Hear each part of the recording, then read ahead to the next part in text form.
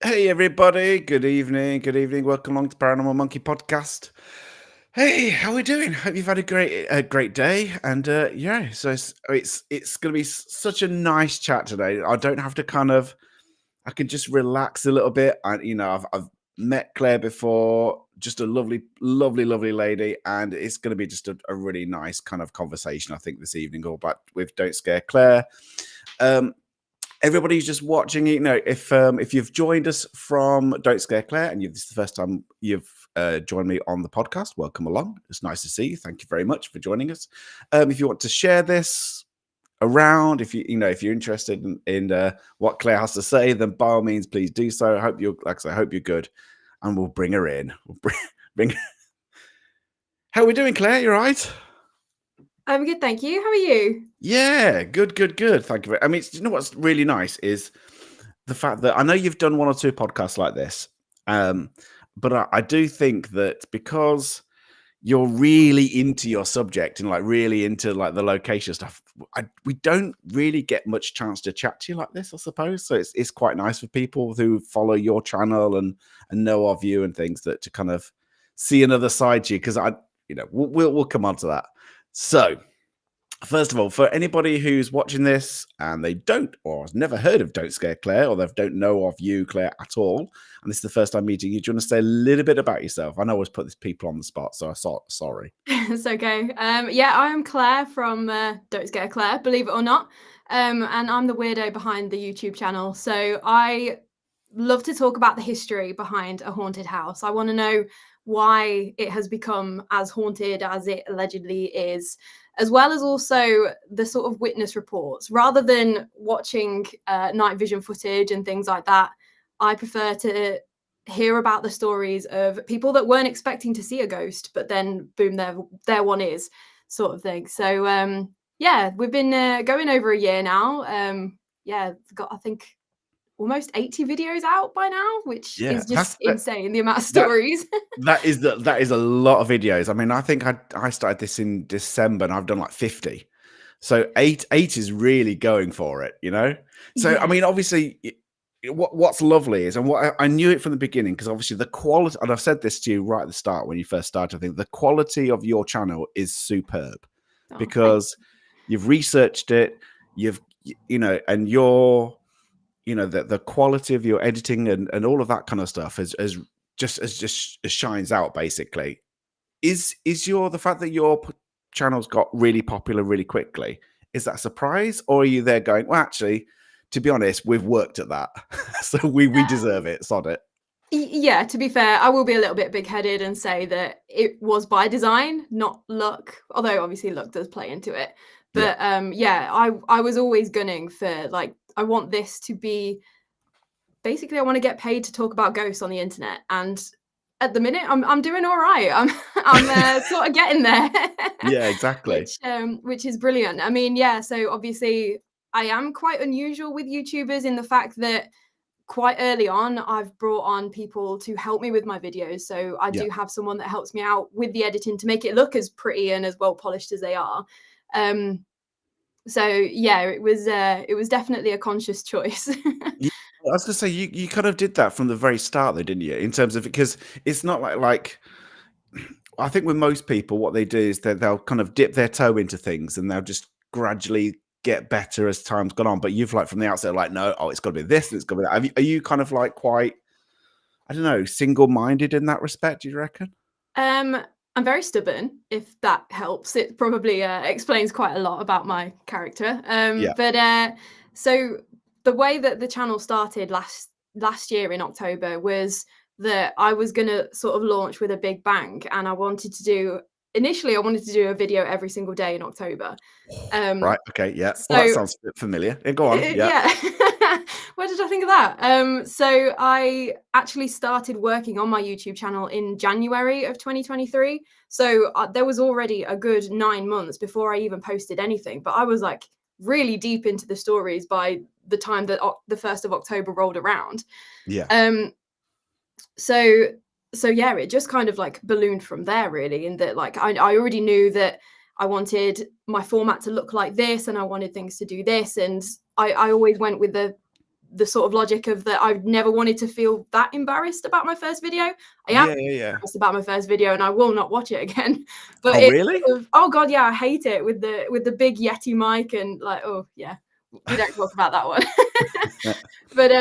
But yeah, I always knew the sort of consistent format that I wanted for my videos, and Yeah. so I feel like it relatively stayed kind of true to that so far.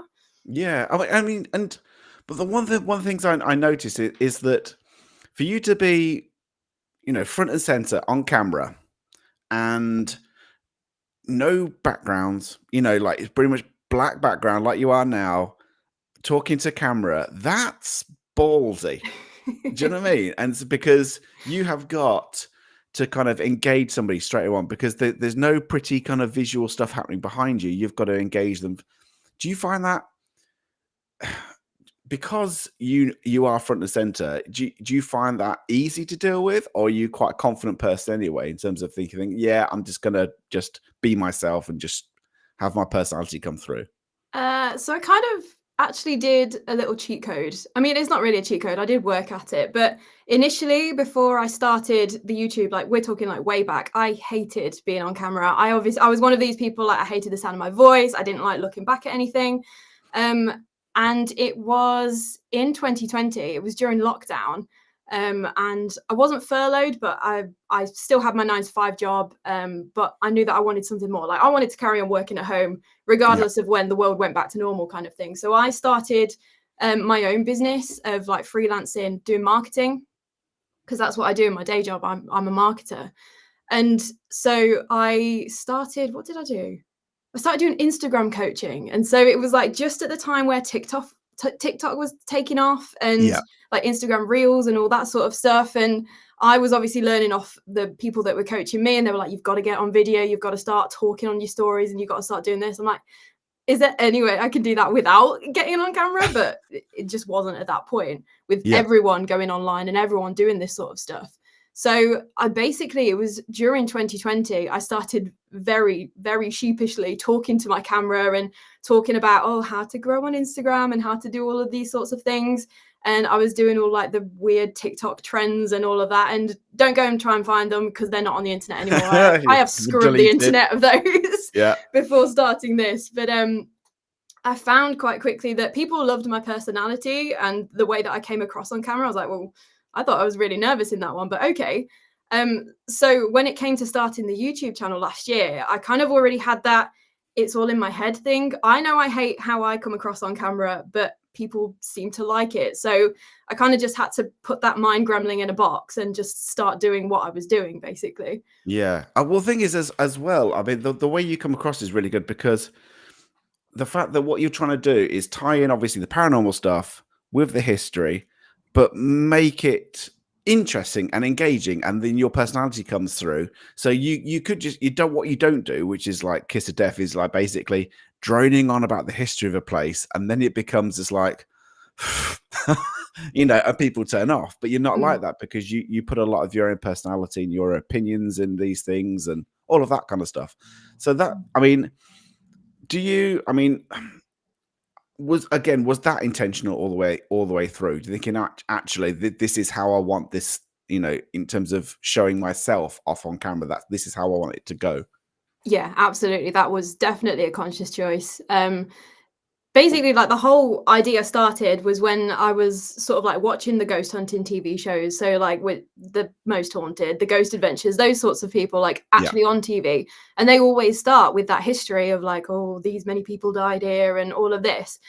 And it, I kind of, that was the part that I enjoyed about the TV show. But I'm like, yeah, we can do this better, guys. Come on.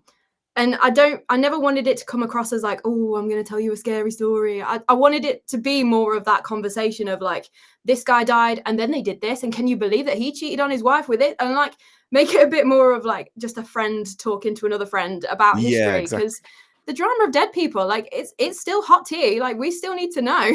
Yeah, exactly. I mean, obviously you kind of marry up the history and the paranormal, so mentioned that. But so with was there? I mean, do you have?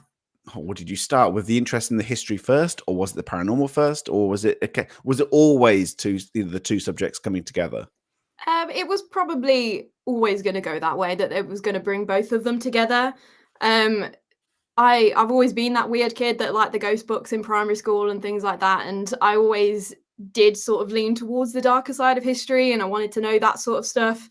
But as I was going through and like starting to do these stories, I very quickly realized that I found like laying out the context of a place was just as interesting, and in some cases more interesting than the actual stories, Yeah, because I feel like with especially with some locations, like you need to know the full story. I think it was like Warwick Castle that I did last month. I felt like I was droning on about history for ages, but it was like you need to know this and you need to know that this king did this, so I'm just going to put it all in.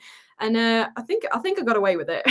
oh yeah. The thing is, if you're dealing with a castle that's got, I don't know, like upwards of 1,000 years of history, then in that 1,000 years, there's a lot that's going on. So you're going to Yeah. have to, aren't you? Really, Yeah. it's one of those things. I mean, the um, one thing that I was mentioning is you've done a lot of places. I mean, you've done Disneyland quite a couple of times, East Drive, pubs, castles. Is there a favorite, amongst all these different types of locations you've done? Is there a favorite that you think, oh, I love castles, so I'm going to do another castle one, or have you? Does it matter for you as long as it's got a good story and a good history? I think it's kind of a little bit of both. I feel sometimes like if I've noticed that in my schedule, like I haven't spoken about a castle for a while, like I quite fancy going all the way back into like the Anglo-Saxon times and going all the way Yeah, from there and doing one of those. I mainly find that it's got to have a good enough story for me to actually make a full video about it. So there's that. But I quite like personally places that I've been to, but also places that you wouldn't necessarily think were haunted. yeah, So like the amusement parks and things like that, and like Heathrow Airport. It's like, what? It's haunted? Okay. And yeah, it's just those places where people will be there for real life without actually like going on a ghost hunt and things. But you still could be at just as much of a chance of seeing a ghost anywhere else rather than you go into a creepy castle or something like that. yeah. I mean, I know you did your special about Epping Forest, but do you have a particular favourite that you've done so far where you might want to return to it, or you just think, "Oh, I loved doing that one because that just ticked all the boxes." That's an interesting one. To be honest, the most interesting one that I've found so far has been Edinburgh Vaults. That one, I've noticed that a lot of people, after I put the video out, were like, "Oh yeah, I noticed this one in this specific vault that story isn't out there," but then multiple people come forward and corroborate that particular story. So Yeah. I feel like there is a lot more that I could say about Edinburgh Vaults. Similarly as well to Alton Towers, which one that really surprised me. I had quite a lot of staff members reach out and Okay, that's say like, cool. "Oh yeah, I've noticed this," and I've had like a few screenshots of CCTVs, which were really interesting. So could I do a like special on location episode at Alton Towers? That'd be pretty cool. Yeah. Oh God, yeah. I mean, if you can get there, if you can get some of them to go, yeah, in fact, come along. Yeah, I think I that's mean, going to be is the hardest thing. there's quite a few locations you kind of admit that you've never been to that you'd like to go to. So is there one that you're thinking that you've done in your time? You're thinking, all right, this has made me really want to go to this particular place just to kind of check it out for myself. um, I think Myrtle's plantation would be an interesting one to go to, just because it's got such a reputation. Obviously, it's over in the States. It's got so many different stories that I didn't even get to cover because there was just so much going on. But also the fact that some stories that like sort of led to the ghosts has kind of come out and said, "Oh, it's not quite how it played out," sort of thing. Yeah. So it'd be really interesting to just go for myself and just see, obviously, if I experience anything, but also how the tours differ as well. I've heard that one about the Myrtles, interestingly. Like you'll go on one tour and they'll say something, but you go on a different one and it says something else. So Oh, it, okay. Yeah, I because just, I've yeah. heard different stories about the Myrtles plantation. Mm. Exactly. Yeah. And I mean, I know it's called Don't Scare Claire, but have you either been on an investigation or had an experience of the paranormal yourself? So I've been on a couple of investigations and I'm scared of the dark. So already immediately I'm going to be a little bit on edge. I think the most scared I've been on an investigation was the C wing of Shrewsbury Prison when I All went out right. with Yeah. exploring the entity. I didn't like that. That was very scary. But in terms of the paranormal, no, I've never actually had something that I can most definitely say was absolutely paranormal. Which I feel again is a bit unique to people in this community. Like I know that I feel like a lot of people, they've had either an experience when they were a kid or like they grew up in Yeah. a haunted house and things like that. Whereas I never had any of that. I was just really interested in it anyway. Didn't want it to happen to me, but I was just I interested. was going to say, would you want it to happen, or are you quite there going, yeah? Do you know what? I'm not that fussed. If it happened to me and it was something that I couldn't refute, in that like that was definitely a ghost, that sort of thing happened, then I think I'd be okay. The only time I wouldn't be okay is if it there was a shadow figure at the end of my bed. That Yeah. just is pure nightmare fuel, and I never want that to ever happen to me at all. But outside of the house, yeah, like let's go for it. Bring on the ghosts. Yeah. And obviously you've come into this mad paranormal community, and is there anything that has stood out to you, either people or situations, or because a lot of people talk about debunkers, a lot of people talk about bullying, a lot of people talk about actually the nastiness that's going on. So for somebody who's relatively new to it, I suppose, in all of this, what's your impressions generally of either the paranormal in general or the community linked to the paranormal? That's interesting. I never knew that this whole community existed before I started my YouTube channels. I just went in with like I was just going to be this YouTuber on the side. But Yeah. then I found like the whole community, and especially like over here in the UK with like Parameet and things like that.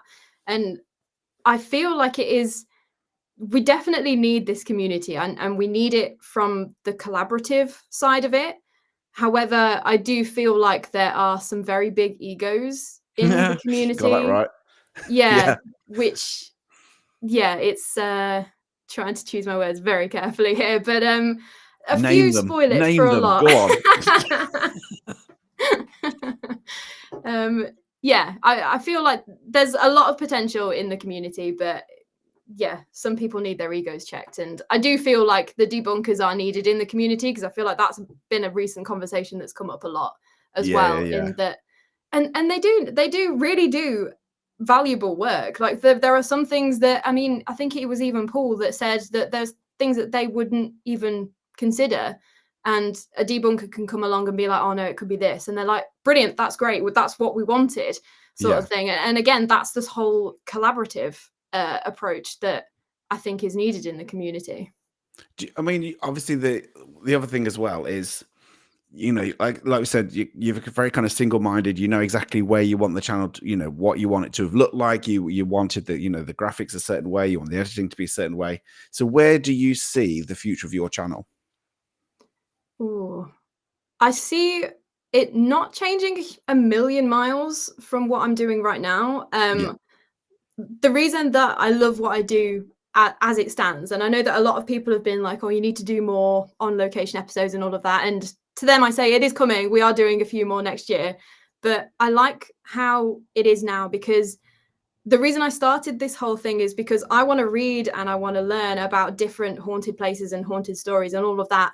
And the way that my channel is set up now, it means that I can learn about a lot of different ones all throughout a year, but I'm not getting bogged down in the production, in getting the Yeah. media, in doing all of that sort of stuff. I can do it one a week, and I learn about a haunted castle one week, and then the next I'm on to an airport, and the next one it's a waxwork museum. Like I get that sort of um that variety, that's the word I'm looking for, Yeah. so that it never becomes stale for me. It's always interesting for me, and I feel like I'm being productive because I'm making a video telling other people about it.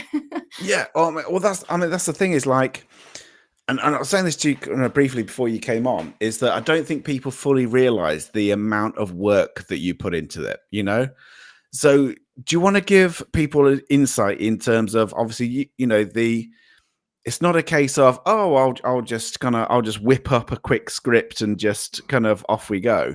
Do you want to give people in terms of an insight into the process that if you're going to pick out, let's say, a castle, for instance, and you think, okay, well, I'm going to pick this particular castle. It seems to have a good backstory, seems to have a good ghost story attached to it.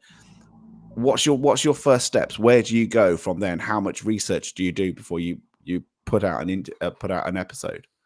Yeah, so initially, like, I have a massive spreadsheet, and that spreadsheet is going to rule my life as it stands now for at least the next few years. I have so many ideas from requests and things that people give me. So if you request something, I do add it to a spreadsheet. I don't just ignore the comment. Yeah.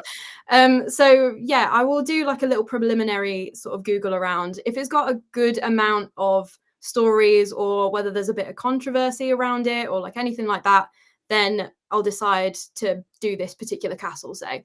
If it's quite local to me, then I might also book a day and go and actually visit the castle. So then I can get my own sort of media, and also get the information from the source. Like, you'd Yeah. hope that a museum would be accurate in the history that they give the guests. So I would do that. I will also have an ever growing book collection of like all of the Peter Underwoods and like everything in between. So then I'll go across all of those books and see if there are different stories that I can pull from. And a lot of the time, there are so many stories in those books that are just nowhere online. Yeah. And so I am on a mission to collect every ghost book, because someone needs to, and I'm going to be that person. I was going to say, do you root out kind of obscure kind of ghost stories, because to me they're the what I mean. I mean, you know the the ones that have been done to death. I'm not so interested in that. It's more like I'm interested in the old locations that people used to visit that and that people don't really know about much anymore. They're the ones that I find really interesting. And you got kind of similar idea. You want to root out the kind of the more obscure ones. Yes, definitely. I've done a few that have been quote unquote done to death because people have asked me to, or I have just been interested. Um, but I will just sort of like, if I see something that is interesting and it's enough to pique my interest, then I will take it on and I will have a look at it. As an example, again, like the Warwick Castle episode. I mean, that one's obviously it's not been done to death, I wouldn't say, but Yeah. um it's the story has changed throughout the years, kind of thing. So the ghost stories that were being reported in the 1920s are not the same as what's being reported now.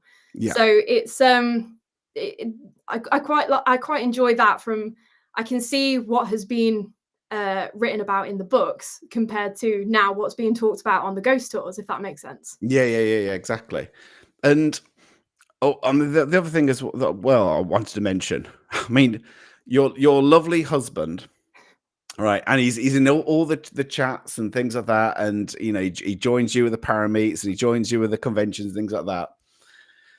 Bless him, the lovely David. I'm going to mention his name. Sorry, David, but right, obviously he's your biggest fan, as he quite rightly should be. I mean, what does he make of all of this? Was he always on board from the very beginning and things like that, or was he a bit like, "What the hell are you dragging me into?" Yeah, you can just see the YouTube retirement from all the no, I'm joking. I think he's always been quite similar to me in that even like when we were first dating, one of our favorite date ideas, because we're so antisocial, would be a takeaway and Ghost Adventures binge. Like we've Yeah, always been that way inclined. And I think he is quite similar to me as well in that he believes that there might be something out there and there's something going on, but one, not quite sure what, and two, need to see some real proof yeah. as to like if it's actually happening. So we can have quite good conversations about stories that I come across anyway. And I'm always like, he's always getting the exclusives. Like if I'm doing the research, I'll be like, David, you will never guess what I have just discovered, right? And just tell him all about this story. Oh no, this one, he's a paranormal wag. Do you know what I mean? Yeah. He is now. That's Yeah. it. He's on board now. He's got no choice. Yeah. Oh, bless. So does he like I say, I mean, like I said, I know that obviously if you've been invited to conventions and things like that, I mean, has he got into the spirit of things then, do you reckon? Oh, 100%. Did you see his costume for Oh, Beetlejuice? he That was was amazing with fantastic. Beetlejuice or the Paramate. It was, you both were amazing, as you know. That was so good. He was loving it. Yeah, absolutely loving it. Yeah, he's really good. So do you reckon you would ever do anything together? Or would be like, oh, actually, that's just a step too far? No, I actually think it would work well. I mean, we work together, we live together, we do everything together, so it makes sense. We are actually going on a paranormal pub crawl with the Paralytic Activities guys Oh, in good luck with that. January. Yeah, so that's Amazing. going on camera as well. So I can't even Is imagine it? the state we're gonna get Oh, into. Jesus. Yeah. That'd be amazing. If any of that reaches the YouTube, that's gonna be such a good watch. Yeah, really looking forward to it. And I did message John. I was like, David is going to be coming. That's okay. He's like, yes, absolutely. Let's do it. So Fantastic. And the other thing, I mean the one thing I wanted to mention to you as well, you mentioned about the Epping Forest one was like a really big special that you did, and there was in terms of the production of that was amazing and things like that. So I know that people have mentioned, like, so you mentioned it a little bit earlier, but would you want to do more documentaries like that, or do you want to kind of keep it kind of as it is for the time being? I absolutely do want to do more of those special episodes. And it's probably just going to be that they will just be special episodes that are put out above what we normally do. So we will still continue to do the once a week episodes, but Yeah. then sort of like, I don't know, every once a quarter or something like that, we go out and we put it together because yeah, you talk about like the work that goes into a YouTube video. The work that went into that was just insane. So yeah, Did you definitely enjoy gonna the need some time. process, or did you find it kind of hard work, or did you just like were just in it in terms of enjoying the kind of the learning the process of it all? Uh, because it was the first one, it was so interesting to see like how it all comes together and sort of like Unity Media, they're like a proper production company and everything, and like they've got Yeah. all the big cameras and the lights and all sorts. So it was really interesting to see how it all works from that perspective. And I did enjoy it. From my perspective, I didn't do anything extra either. Sort of, I did the research and I put the script together, and I was behind the camera, and that was sort of it. And everything else was the genius that is Hal from Eulogy Media that put it I all mean, together. Eulogy Media, obviously, I think hats off to them. They do a bloody good job, Yes. like amazing job, I've got to say. Yeah. And when you're doing that, I have the epic. I mean, I'm assuming that you would write a script and you read off an auto cue. Is that right? But when you did the Epic Forest one, was that in your head, or was that did you use any kind of auto cue to help you with that as well? Yeah, there was an auto cue on there. There's no way I could do it from memory and try and concentrate on which way I'm walking and everything else. So Yeah. yeah, definitely an auto cue. Yeah, I know, 'cause I've done it, and it's bloody hard work, where you're trying to talk and walk and know what you're gonna say without kind of umming and ahhing your way through it. Yeah, It's really absolutely. hard. Yeah, we also had muddy golden retrievers running all around the forest as well, so I was kind of Yeah, I keeping noticed half an them. eye on the dog to make sure that he's not getting into puddles or doing anything that he shouldn't. So yeah, there was a lot going on that day. Yeah, definitely, and the other thing I wanted to mention, obviously, is your marathon of October. October was I mean, I've said this before you came on that I thought that was, first of all, hats off to you because it's Thank you. admirable putting that much content out virtually day after day after day all throughout the whole of October. But bloody mental, I think is like, I thought it was absolutely bloody mental. But I mean, it's brilliant for the channel. Don't get me wrong, it's Oh yeah, yeah. amazing, and it was amazing content. But I thought, wow, you've kind of that's proper hard work. Do you want to tell people, in terms of how you feel now that it's kind of you've put all that content out during October and the whole process of how long that took you? Yeah, so top line is I'm not doing that again. I'm really sorry, but it's not happening again. Someone actually asked me like, how am I going to top October next year? Am I going to do one every day? I was like, don't swear at me because that's just not gonna be Yeah, it. So yeah, if anyone doesn't know, yeah, I put out a video every other day in October. So we started on the 1st of October with the Epping Forest special, which was absolutely brilliant. And then, yeah, we did a video every other day and finished with an hour-long special on the Tower of London on Halloween. And yeah, I won't be doing that amount of work again. It was a lot, and as we've already mentioned, like how much work goes into each video. I did start doing the work for October in April sort of time, and that was about the point that Hal from Eulogy Media came on board as well. So that was yeah, when I could really start ramping up. So I wasn't doing the editing myself after that. I had someone that I could sort of get to finish the video off for me. So yeah, it was a lot, and I didn't have a day off. I think I probably had like one day off in that I, entire time, but I was that gonna was I was gonna say, like, like you say, you kind of started off in April. Were you doing additional videos then from April onwards in order for you to, by the time you got to October, you kind of had like a bank of stuff ready, essentially? yeah. So basically, I was just trying to speed run the whole process, and I was averaging out at about 2 or 3 videos per week, which for me, like I think it was okay, like for the end product, but I wasn't super happy with a couple of them, and I would have preferred to have had a little bit more time on them just to get those extra little fact check bits in and like all of Yeah. that sort of stuff. So, and also, have a day off and see my husband and my family and do like normal human things. So that's Yeah. why it won't happen I again. said But that's pretty intense. Like, I mean, right now, do you just think, oh, that was great, but I need a rest? Is that where you're at right now in terms of yes. like, I'm just, proud of you. Like you said, you should be really proud of yourself for doing that. But surely now you're just like, okay, yeah, I'm just going to take it easy now for a little while. Yes, yeah, definitely. We went on holiday on the 27th of October, because it was our first wedding anniversary. So we were away anyway towards the end of the month. But I was still, obviously, I was checking over videos. We were actually on Halloween in the afternoon. We'd gone to the Wales Mountain Zoo, I think it was. That's what it's called. All right. And I was sat there in the penguin enclosure watching the Tower of London video that Hal had uploaded, ready for me to like check and sign it off, just to make sure that it was going to be okay for that evening, basically. So yeah, I was away, but I didn't really switch off. So it wasn't actually my plan to take any time off in November.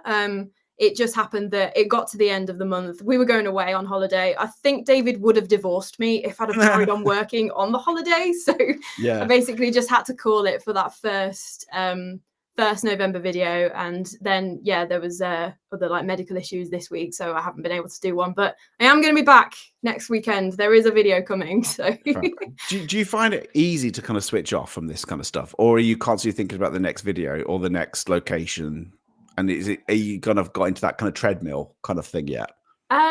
I wouldn't say treadmill, and it's because I get to learn about something new every week, so Yeah, it never feels as monotonous. That's the word, monotonous. Yeah. But I do find, and it's with anything that I do. I mean, it's the reason that I went self-employed like years ago is because I'm not a very good employee. I don't switch off, and I may as well just do the work for myself. And even towards the end of the holiday, I was thinking like, oh, well, we could do this with the channel. And David, what do you yeah. think about this? Like, it's not from a place of sort of never being able, well, it is never being able to switch off, but I'm still excited about it, and I'm still really hungry for it. And yeah, lots of exciting things coming up. I like to, obviously, because you're already working so bloody hard, and you just strike me as somebody who's quite driven. So, are you somebody who's there thinking, well, I just want to work on the channel? Or are you thinking about other avenues as well now? So you're thinking, like, are you going to think about writing a book, or along the similar lines as what your channel's all about, essentially? Like bringing forward some of these locations that you've already talked about, perhaps. Yeah, I have already sort of started to think bigger about the whole sort of like Don't Scare Claire brand, because I do feel like there is so much more that I could be doing. And especially now that I have made the decision not to do October again, it frees up so much more of my time because it Yeah. originally, I like, believe it or not, about halfway through October this year, I was going to do next year as well. I was going to do like every day. I hadn't actually had that conversation with Eulogy Media yet. I think he might have hit me if I'd have done that. But so now I've got all of this time freed up. I'm also doing sort of like live speaking things as well next year. So Yeah, I'm going to I be at noticed. Parameet and How was things. that So feeling? In terms of getting up there into conventions and doing talks and stuff. How are you feeling about that? I'm feeling okay about it, to be honest. I feel like, again, with the whole camera thing, I feel like because I can speak and I know what I'm talking about, sort of like I've written the script, I know what I'm going to be saying. I'm not that phased about it. Yeah, Ask me just about as I'm about to go on stage, and that may be a different answer. But for now, I'm feeling okay about it. yeah. I mean, I suppose it helps. You've been to a couple of parameets now, and I mean, the parameet is one where you get a kind of a good idea of the, not just the audience members, but I suppose the other people doing the talks. And that the likes of Kev Kerr and Lorian, and there's loads of people out there who are just lovely. So Yeah. have you kind of thought? Have you kind of taken inspiration from other people, or are you just thinking, I'm just going to do my own thing, what I'm most happy with? I've definitely taken inspiration. I did actually go to Parameet North, which was a few weeks ago, with the express intention of hearing more talks. But just like the Parameet in July, I ended up at the bar, and so I missed quite a Yeah, few talks. So yeah, sorry to all exactly. the speakers that I missed. That's fair enough. But yeah, I already have a couple of ideas of things that I want to speak about, and I would quite like to do something a little bit different from just like bringing a video sort of live. I'll Yeah. talk about something else. So yeah, we'll see how that goes. I may scrap that idea.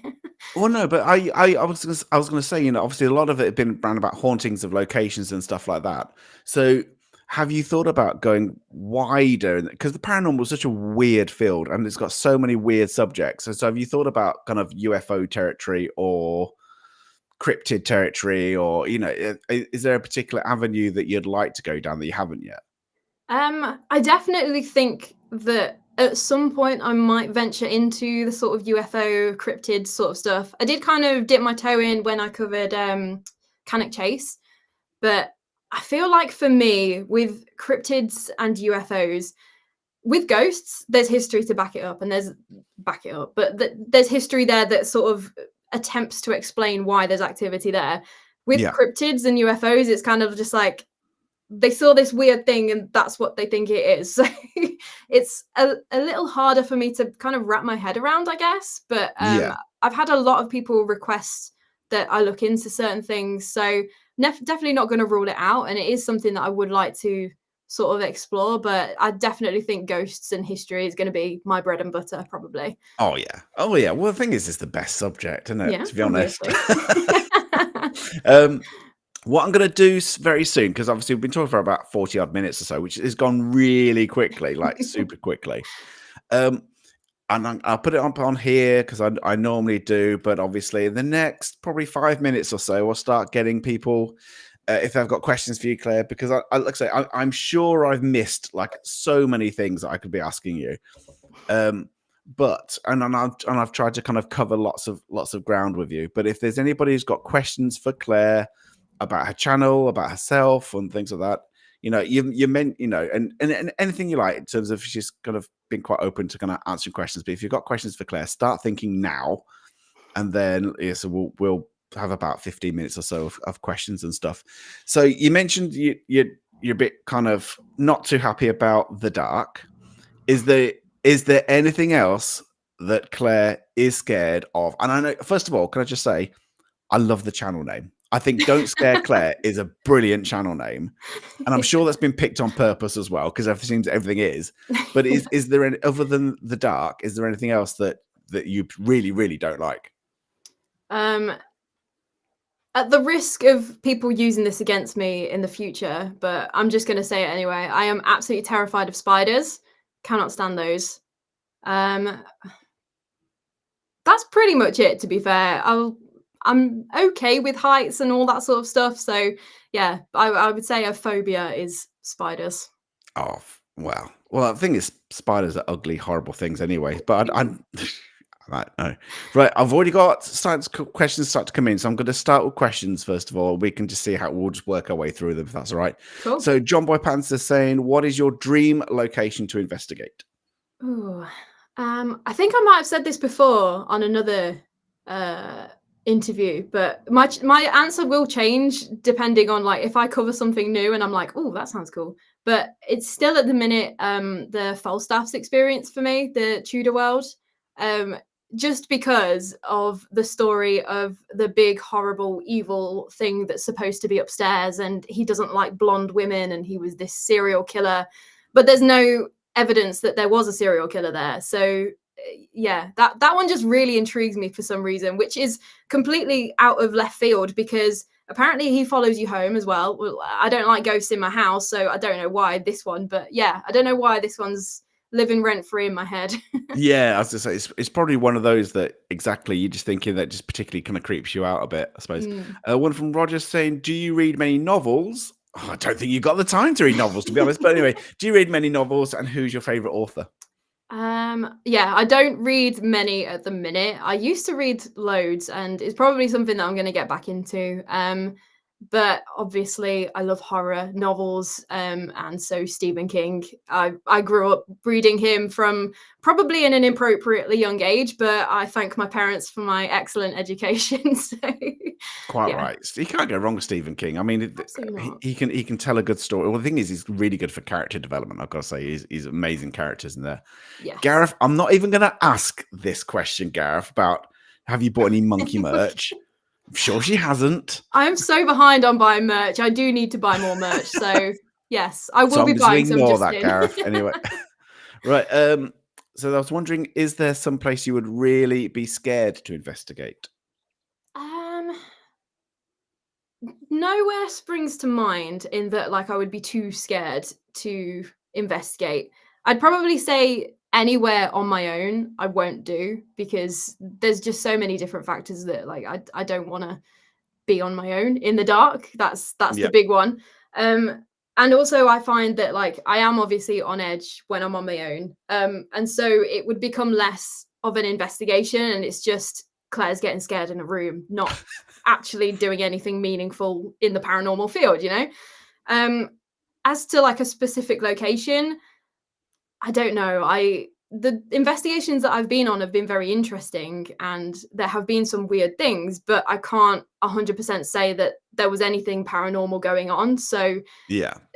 I would be more just interested to do more investigations and to put myself in the position where I could experience more.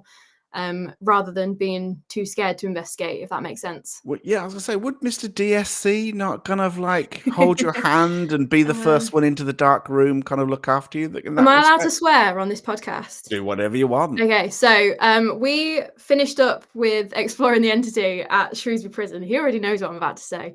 And so it was like 2 a.m. or whatever. And he came and picked me up. And Carl just goes like, "Oh, David, you can come on the next one." Without missing a beat, deadpan, he just goes, "Fuck that." And then that was it. He just walked away. So I'm still Come warming on. him up to the idea of an investigation. And I think I can grind him down enough that by next year I'll get him out on one. But Oh yeah. Yeah, easily, definitely. Right. Oh, well, look, Diane's already saying, and I'm sure this is an invitation to your husband as well. She's saying, would Claire like to come to the Jamaica Inn next year?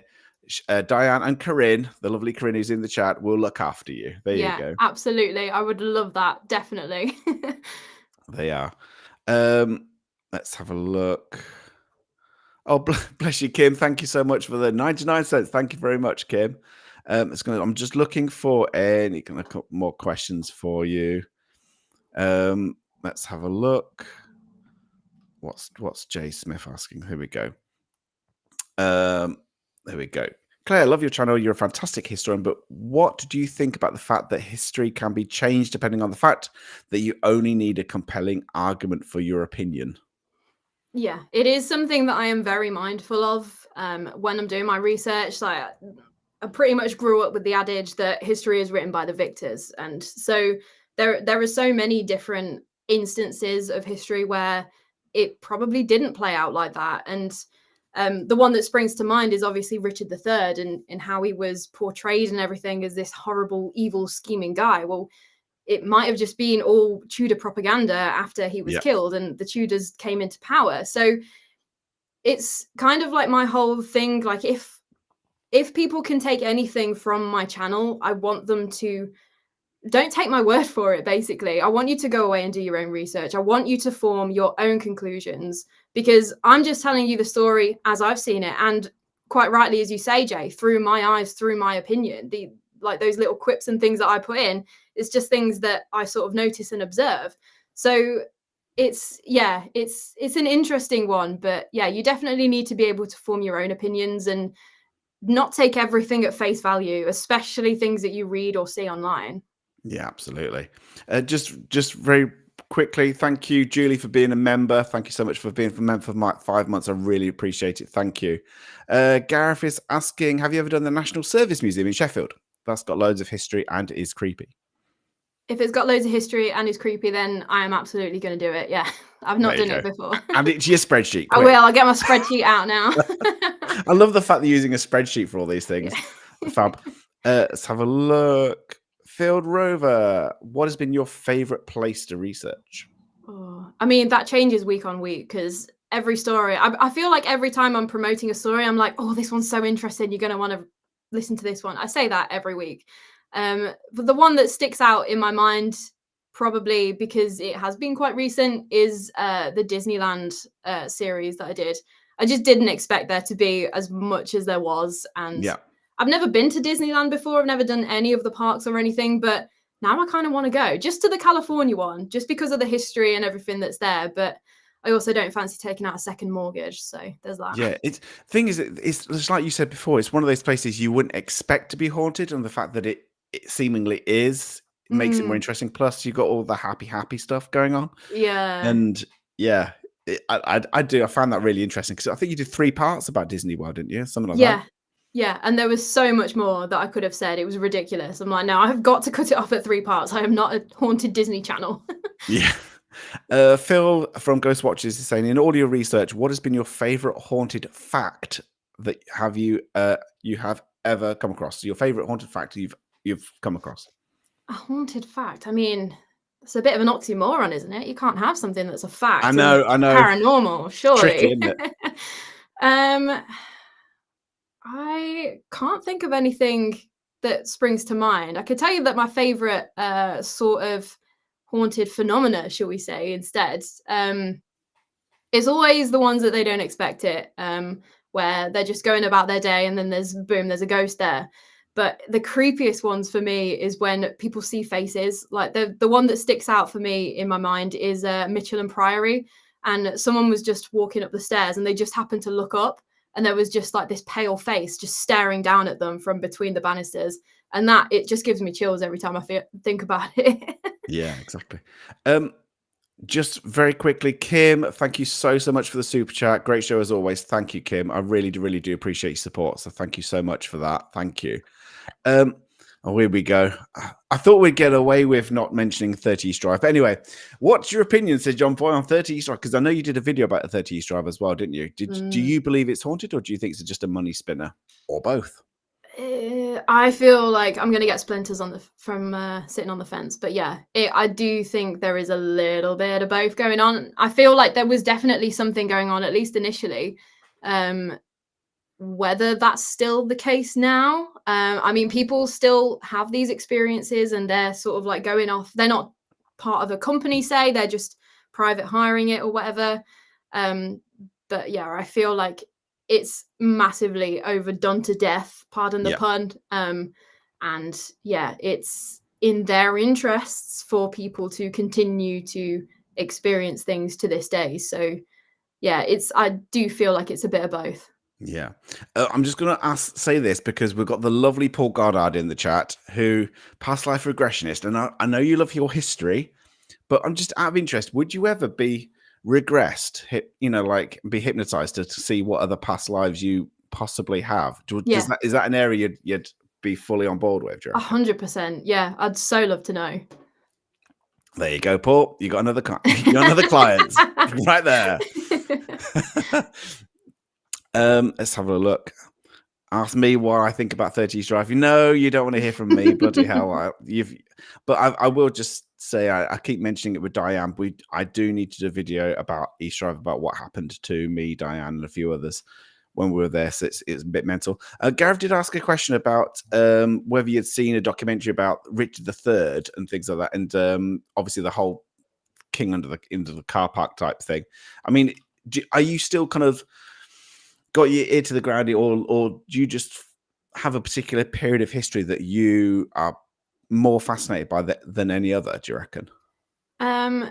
So first of all, on the Richard III thing, I was quite close to that story anyway, because we're from Leicester, so like it was kind of like a little bit of hometown pride there. We got something to be proud of from Leicester. That's cool. So yeah, I do try and sort of like keep abreast of everything that's sort of going on that way. But in terms of a favorite era, I would probably say sort of like Victorian times is most interesting to me, and purely for the fact that it was really the sort of time where people were starting to read and write, and so they were writing things down, and so we've got primary sources that we can pull from. So that always makes my life 100 times easier. So and also somebody mentioned that they said, oh, you're a fantastic historian. Do you see yourself as a historian, or do you see yourself as a YouTuber? Do you see somebody as a paranormal enthusiast? How do you label yourself? Because it's quite a tricky thing. I mean, I've never gone to school for history or anything like that. I feel like the term is armchair historian, but I don't know. I still don't feel like that's what I do. I just read from books and like archives and stuff like that. So if people ask me, I usually just say that I'm a YouTuber, and then I get the obligatory rolling of the eyes in that like I'm a Roblox YouTuber or something like that. But yeah. Right. Yeah. Oh, you're a gamer. Yeah. This isn't a question. This is just a comment. A nice comment from Laura saying, Claire, found your channel through Beardo, and you've such a great storytelling voice to chill on an evening. Your video on the MGM fire in Vegas has had me doing a deep dive on Vegas. Yeah. Thank you very much. I mean, yeah, there's so much to talk about Vegas anyway. Like, I'm pretty sure I could cover all of those hotels and there would be something to say. Yeah, absolutely. I'm on this search. I'm just going through. There's loads of people saying hello to each other, which is lovely. But I'm looking for questions for you. There you go. There we go. One from Phil saying, have you ever covered Spring Hill Jack? I have not. No. The only thing I know about Spring Hill Jack is that last podcast on the left do a coffee blend called Spring Hill Jack or something like that. Oh, no, really? I've never covered it. No. Oh, you definitely it's weird. I mean, Yeah. it's like my favorite from those times is, the devil's footprints, the ones in the snow Yeah. that just covered up. I think it was all the way across Devon, that kind of thing. Mm. I love that kind of story. So yeah, I mean, there are so many great stories out there that is yet to be covered. Mm. Pians, no, that's Mike. Thank you, Mike, for being a member for a month. Thank you. And then PNC Paranormal was saying, have you ever looked into the Black Shuck of Bungay? I mean, Black Shuck stories are everywhere, but Yeah. have you Yeah. looked into that kind of stuff? If it comes up in a specific story, then I've covered it, but not particularly the Black Shuck of Bungay, no, but I can add it to my spreadsheet. I'll have to go back through this and take all my notes from it. Yeah. Everyone's Phil's interesting. asking if you could visit a location in another country to do a live or to gather research, where would it be? Good question, Phil. Ooh, probably because I've had this one quite a lot from people, it would have to be Gettysburg because I feel like that is kind of a gold standard sort of location. Whether it's been done to death yet or not, that also remains to be seen. But Yeah. it's just purely for the history alone as well. That one would be a really interesting one to do. What's that? Oh, Kim, I'm just going to put this up for Kim because I never ask people to do this. But yeah, if you could hit the like button, if you've enjoyed this evening, if you hit the like button, if you haven't subscribed, please do think about subscribing. It like I say, helps the channel massively. So thank you. So last couple of minutes, what's next for you, the channel, locations and things? I mean, you're gonna have a bit of a break from October because you've been working your ass off during October. But in terms of over Christmas or the next couple of months, what's happening next with the channel, do you think, that you could tell people about? Yeah, so I'm currently at the very exciting sort of ideation stage of what I want my next year to look like. So there's a lot of exciting little avenues that I'm thinking about going down. Nothing's quite set in stone just yet, but basically just expect more of the same. There's going to be a video every week of me talking about a different place. There's also going to be quite a few more on location episodes. So I've got a meeting with Eulogy Media that we need to go and talk about like what we sort of want that to look like as well. So there's going to be Yeah. more of that. Yeah, and just getting more out and about, doing the speaking opportunities at the conventions. So if you're around, come say hi because yeah, I'll be I around. was going to say, actually, I mean, I'll just do one or two more questions, then we'll talk about the conventions and things, because that's obviously coming up next year and things. Walking the Weird just saying, when are you coming down to Dorset again? She's saying. Very soon. The dogs miss you, so we need to come back down. Absolutely. Dorset's a gorgeous area anyway. Yeah. There we go. Jay Smith's asking, apart from York and Durham, what parts of the northeast do you think are really haunted places? Don't test my geography like this on the Oh, spot. I don't know. He properly is. Apart from you, I'm really sorry. I don't know geography at all, so I'm gonna have to pass on that one. Just say the Northumberland coast, because it's got lots of castles. Bamber Castle. Say Yeah. that kind of thing. There What you go. Justin said. There you go. I don't know about the northeast either, gotta say, but that's a lovely area. Right. So conventions then next year. Do you want to just say to people what conventions you're actually going to, been confirmed for, and things like that, and whereabouts in the country they are, or when, if you know when they're happening? Yeah. So the first one is an online one actually. It's Parameet. Is it Parameet World or Parameet Online? Oh yeah, the online one. In Yeah. January. So I'm going to be doing that one as well. That's part of GPN. And then the Parameet. It's like the big 3-day event. That's in May, I think, and that is in the Sketchley Grange Hotel in Hinckley, Oh yeah. which isn't Yeah. a million miles. So really looking forward to doing that one. And then I've also confirmed to do Paracon as well, which I need to check the date because I have no idea when that one actually is. But that one is up north in Cheshire, I believe. So yeah, got a few on the calendar to look forward to. Bless you. Just very quickly, Brandy, thank you so much for the super chat. Thank you. It says thank you both for being here. No, thank you. Thank you for your support. And what are people saying? Oh, I'm ignoring Datsun about the shirt off thing. There's lost opportunity there. Anyway, I'm saying nothing. That's all I'm saying. I'm saying nothing. Claire, it's been an absolute delight having you on. It's and like I said, that hour seems to have gone really, really quickly. And just thank you so much for coming on. Anybody who's not yet subscribed to Don't Scare Claire, please do. It's an amazing, amazing channel. She does amazing things. The editing is so professional, so good. If you've not subscribed to her yet, where else can people find you on social media? Yeah, I am on Instagram and Facebook, Don't Scare Claire. I'm also on TikTok, which I do plan to do a little bit more of that next year because I just seemingly cannot get enough of talking about ghosts. So I'll be on there as well. But it's mainly Instagram and Facebook at the minute at Don't Scare Claire. Amazing. Thank you so much, Claire. It's been an absolute delight. Thank you. Yeah, thank you for having me. Just before I disappear and I say goodbye, next week I've got some bloke called Kenny Biddle. Don't know, but yeah, Kenny Biddle, who's perhaps the I would say one of the best debunkers. He doesn't describe him as a deep debunker, but in terms of somebody who is so critical and analytical about the paranormal equipment and things like that, just an amazing person to speak to. That's who I've got on next week.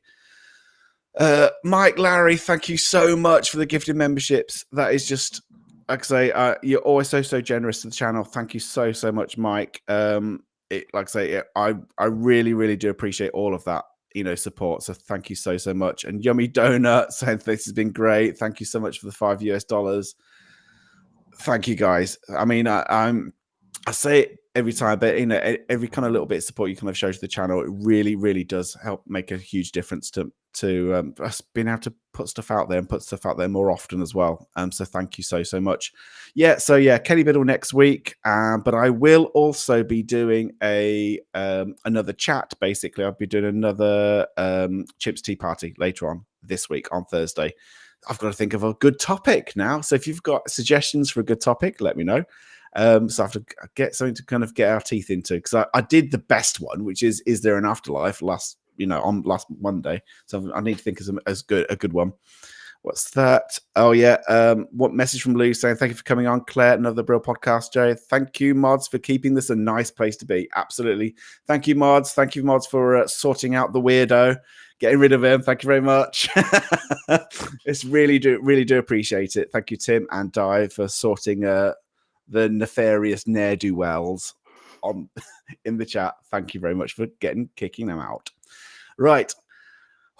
Right, Claire. Thank you so much. Like I say, I'm sure I'll speak to you very soon in the chats or somebody else's chat. But thank you so much for coming on. Absolute pleasure. So please, yet again, do check out Don't Scare Claire. If you're not subscribed to her, why not? It's absolutely bloody brilliant, and it's thoroughly deserves the kind of trajectory it's on. And it's only going to get better and bigger. So absolutely brilliant. So, and a shout out to Mr. DSC for being your number one true fan, even though he is a scaredy cat. We'll get him on an investigation. We'll do it. Right. Absolutely. Thank you so much, Claire. Thanks. Right. That's it. All done. And like I say, thank you guys for joining us and being part of the chat and all your comments and all your questions and things for Claire as well. Thank you so much for your support.